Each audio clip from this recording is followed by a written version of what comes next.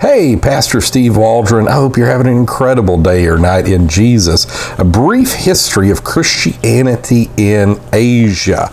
And so this is, I think, the third book review I've done on this subject, not on this particular book, because it's so massive, so forgotten here in the West.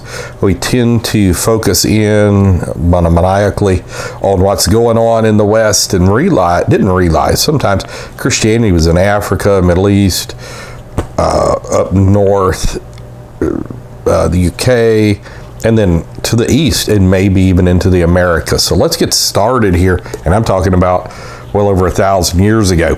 So I want to first read about who these authors are, R. Lamont Brown and Michael D. Crane. So that always helps. This is from the Malaysia Baptist Theological Seminary. Lamont Brown, PhD, has been a professor at Serampore College and South India Biblical Institute in India, Milgavani School of Divinity at Payap University in Chiang Mai, Thailand, and New Orleans Baptist Theological Seminary. I almost went there. He has pastored at churches in New York, Georgia, and Louisiana.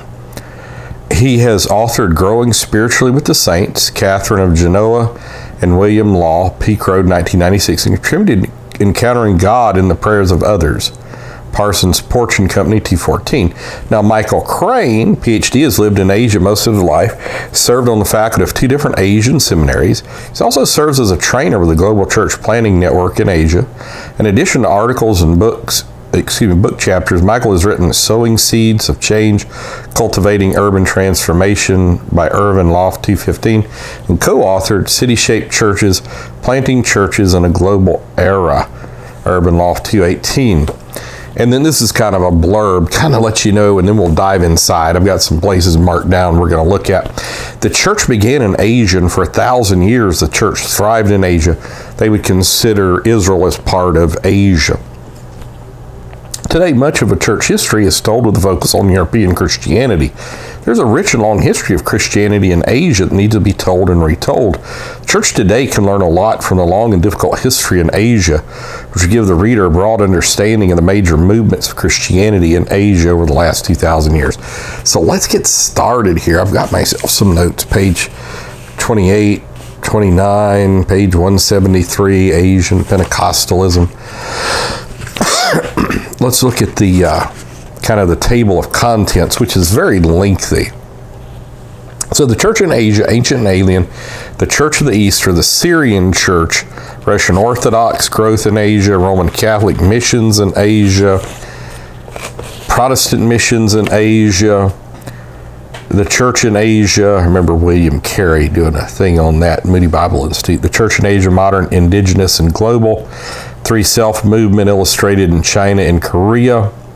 3 East and Southeast Asia indigenous movements, the Sadrak Suapranata, the Kanzu Ukamura, and Mokyokai, and Philippine Independent Church of Iglesia Filipina Independent. Brother Johnny King's written a great book on Pentecostalism in the Philippines. And it just keeps going here. Observations of revival movements, and has different figures in here. So let's get to this first place that I've turned down, and it's talking about Bardacian, also written Bardacians. Was another important figure in the early Syrian church. According to tradition, he was born in 154, became a Christian in 179, and died in 222. Bardacian was a philosopher in the court of Abgar VIII, the Christian king of Edessa. When you study church history, you get into Edessa some. He may have been the first person to write Christian hymns in Syriac. Possibly. Bardacian opposed Marcionism, which he was praised in the West. But they also thought, in a sense, he was a Gnostic, and that can be complicated. Now, the next thing we want to read about, around 1625, a carved stone slab was discovered in China about 50 miles from Xi'an, Xian. I'm probably mispronouncing it. Done podcasts on it and all kind of stuff. It's been erected, according to the date on it, in 781 AD. It tells the new religion that it entered China and describes the beginning of its beliefs. This new religion was Christianity. as represented by the Church of the East. The stone carving, known as the Nestorian Monument, a public monument 3 meters in height, tells the story of a Persian monk named Albany, who came to the Chinese city of Shengonan, modern Jin, in 635. At this time, I mean, so you're way before Charlemagne and all this. Clovis, you're around that time. Pepi, maybe. Imperial capital of the Tang Dynasty, was the largest cities in the world, and being at the center of major trade routes was rather cosmopolitan. There is strong evidence of Christian presence in the Uyghur region, now Xinjiang, Western China, particularly in the city of Turfan.